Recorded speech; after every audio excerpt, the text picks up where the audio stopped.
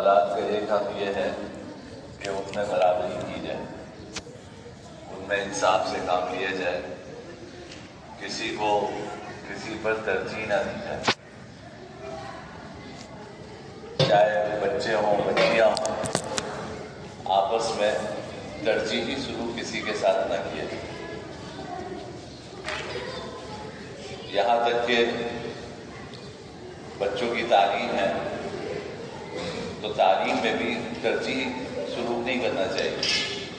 آپ بچوں کو جس اسکول میں تعلیم دے رہے ہیں بچوں کو بھی وہاں دیں۔ یہ بعض لوگ یہ کرتے ہیں کہ جی بچوں کو تو او لیول اسکول میں تعلیم دی جا رہی ہے اور بچیوں کو جو ہے وہ پیلے اسکول میں یا کالج اسکول میں یا پرائیویٹ اسکول میں میٹرک سسٹم میں دے رہے ہیں، تو دونوں میں فرق کرنے کی کیا ضرورت ہے؟ دونوں بچوں کو بنیادی تعلیم جو ہے وہ یکساں دینی چاہیے، چاہے لڑکا ہو یا لڑکی ہو۔ ٹھیک ہے، جب میٹرک کر لیں اس کے بعد ہر ایک کی فیلڈ الگ ہوتی ہے، تو بچی کے مناسب حال اس کو تعلیم دینی ہے تو اس کو الگ لے جائیں گے، بچوں کو ان کے مناسب حال تعلیم دینی ہے تو ان کو الگ لے جائیں گے۔ تو تعلیم میں فرق نہیں کرنا چاہیے۔ اسی طرح میں تو یہاں تک کہتا ہوں کہ بھائی ہمارے یہاں ماشاءاللہ بچوں کو تو حفظ کروانے کا رجحان ہے، اپنے بچوں کو حفظ کراتے ہیں، بچیوں کو نہیں کراتے۔ اب اس میں لوگوں کے درمیان مشہور یہ ہے کہ بچیوں کو حفظ کرائیں گے تو وہ محفوظ نہیں رکھ سکیں گے، وہ قرآن پاک یاد نہیں رکھ سکیں گے۔ یہ غلط فہمی ہے، یہ کوئی وجہ نہیں ہے۔ ہم نے ایسے ایسے خاندان دیکھے ہیں کہ ہر بچی حافظ ہے، اور صرف حافظ نہیں ہے، رمضان المبارک میں ہر بچی قرآن سنا رہی ہے، اپنے گھر میں اپنا قرآن سنا رہی ہے۔ تو اس وجہ سے فرق نہیں کرنا چاہیے، بچوں کو حفظ کرا رہے ہیں بچیوں کو نہیں کرا رہے۔ بھائی بچیاں جو ہیں یہ تو آپ کے اوپر ہے نا کہ آپ ان کی قرآن کی حفاظت کا کتنا اہتمام کرتے ہیں۔ بچوں کو حفظ کراتے ہیں تو حفظ کرانے کے بعد ان کے قرآن کریم کی حفاظت کا بھی اہتمام کرتے ہیں نا کہ بھائی وہ یاد رکھیں، رمضان المبارک میں اس سے سنواتے ہیں یا اس کو کہیں سننے پہ لگاتے ہیں، کوئی قاری صاحب مقرر کرتے ہیں کہ دیکھیں اس کا قرآن کریم محفوظ رہے۔ تو یہی ساری چیز بچیوں کے ساتھ کیوں نہیں کرتے؟ بچیاں عام طور پہ 10-11 سال کی عمر میں بچیاں حفظ کر لیتے ہیں اگر کروائیں آپ، تو بقیہ 18 سال 20 سال میں شادی ہو رہی ہے تو 8-10 سال تو پھر بھی آپ کے پاس ہے نا بچی۔ تو آپ جس طرح بچے کے حفظ کا یاد رکھنے کا اہتمام کرواتے ہیں بچیوں کا بھی کروائیں۔ پھر رخصت ہو کے اپنے گھر جائے گی وہ، تو انشاءاللہ جب 18-20 سال تک آپ نے اس کے قرآن کریم کی حفاظت کا اہتمام کر لیا تو پھر یہ قرآن کہیں نہیں جاتا۔ یہ عمر ہوتی ہے کہ جس میں اگر کسی نے قرآن کریم کا خیال رکھا اور اس کو پکا کر لیا تو پھر اس کے بعد قرآن کریم نہیں جاتا۔ آپ سوچیے کہ بچی جو حافظہ ہو، جب یہ اپنے بچوں کی تربیت کرے گی تو یہ بچے ایک ایسی ماں کی گود میں تربیت پائیں گے جس ماں کی زبان پہ قرآن کریم کی تلاوت ہوگی۔ تو پھر اندازہ کیجئے کہ وہ تربیت کس درجے کی ہو۔ تو اس لیے یہ نہیں سوچنا چاہیے کہ بچیاں حفظ کیسے کریں گی اور کیسے محفوظ کریں گی۔ بچیاں بچوں سے جلدی حفظ کرتی ہیں، تجربہ یہ ہے کہ بچیاں بچوں سے جلدی حفظ کرتی ہیں۔ تو قرآن کریم اگر حفظ کروانا ہے بچوں کے لیے بھی کوشش کریں، بچیوں کے لیے بھی کوشش کریں۔ اسی طرح عصری تعلیم ہے، اس میں بھی فرق نہیں کریں، اور یہاں تک کہ لینے دینے میں بھی فرق نہ کریں، لینے دینے میں بھی فرق نہ کریں۔ ایک کو دے رہے ہیں، ایک بیٹے کو دے رہے ہیں دوسرے کو نہیں دے رہے، بیٹے کو دے رہے ہیں بیٹی کو نہیں دے رہے، تو یہ ناانصافی کی بات ہے۔ قیامت کے دن اس پر پوچھ ہوگی۔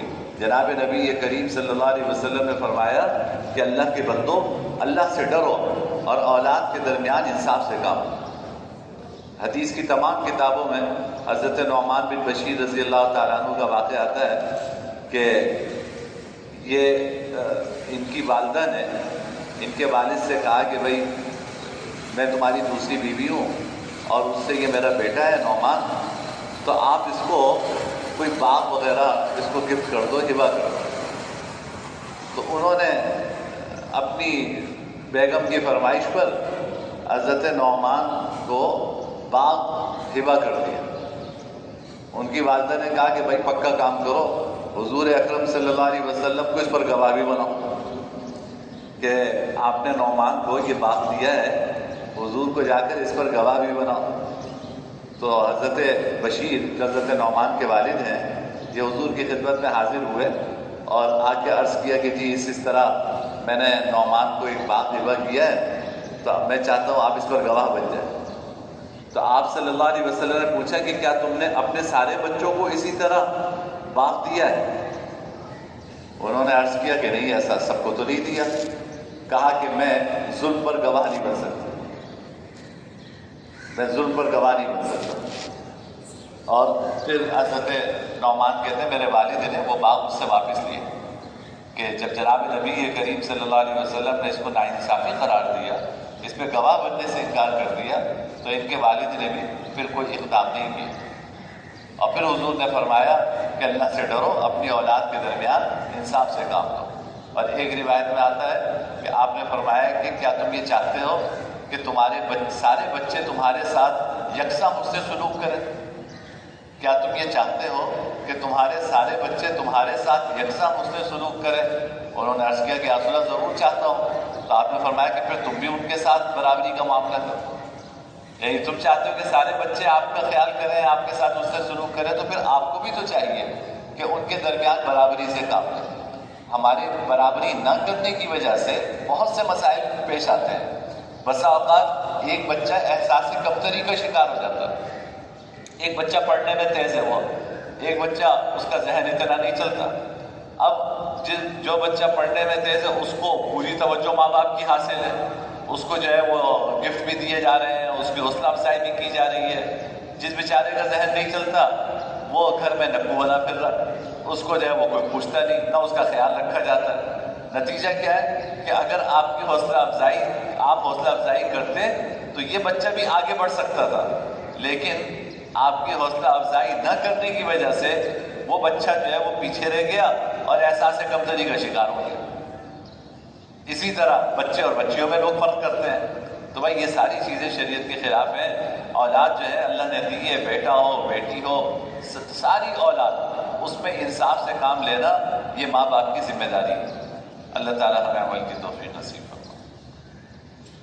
الحمدللہ رب العالمین والعاقبۃ للمتقین والصلاة والسلام علی سید الانبیاء والمرسلین. اللهم لك الحمد لا نحصي ثناء عليك انت كما اثنيت على نفسك. لا اله الا الله الحليم الكريم. سبحان الله رب السماوات السبع والعرش العظيم. اللهم انك عفو، اللهم اجعلنا